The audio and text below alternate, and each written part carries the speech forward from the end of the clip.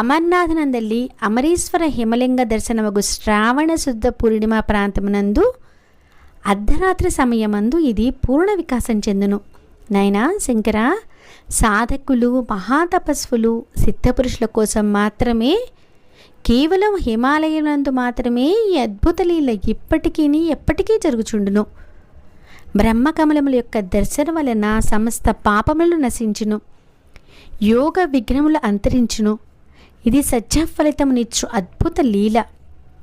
కావున యోగులు, తపస్సులు వారి వారి మార్గముల్లో ఎంతో ఉన్నతిని పొందెదరు.